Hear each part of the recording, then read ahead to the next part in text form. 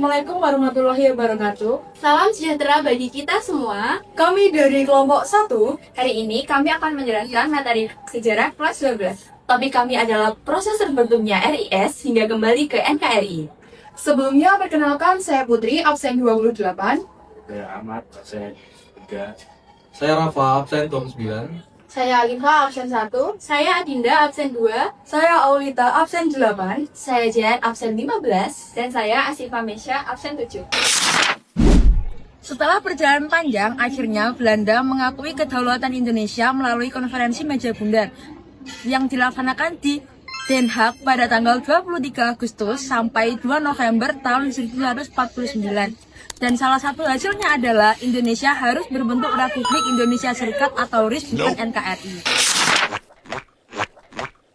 Bentuk Republik Indonesia Serikat atau RIS dianggap kompromi karena Belanda ingin mempertahankan pengaruhnya kepada negara-negara yang diciptakan, yakni negara 1, negara Pasundan, 2, negara Sumatera Timur, dan yang terakhir adalah negara Indonesia Timur.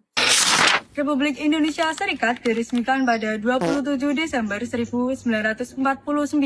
Sistem federal ini menimbulkan banyak masalah seperti struktur pemerintahan yang rumit, hubungan antar negara yang renggang, dan rakyat menilai bahwa sistem federalisme ini termasuk peninggalan kolonial Belanda. Dukungan rakyat justru menguat untuk kembali ke negara kesatuan. Gelombang demonstrasi, resolusi DPR negara bagian, dan desakan tokoh nasional membuat banyak negara bagian melebur ke Republik Indonesia sehingga RIS semakin mengecil. Puncaknya terjadi pada tanggal 19 Mei 1950, ditandatangani oleh Piagam Persekutuan antara Republik Indonesia Serikat dan Republik Indonesia. Intinya, kedua belah pihak sepakat untuk membentuk kembali Negara Kesatuan Republik Indonesia. Kesepakatan ini diwujudkan dengan lahirnya Undang-Undang Dasar Sementara 1950 yang menggantikan Konstitusi Republik Indonesia Serikat dan menegaskan tentang sistem demokrasi parlementer di Indonesia.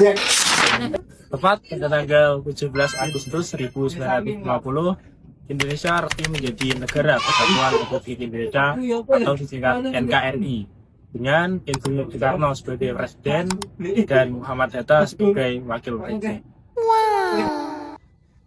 Peristiwa ini menunjukkan bahwa persatuan bangsa Indonesia lebih kuat daripada segala bentuk perpecahan yang diwariskan oleh Belanda.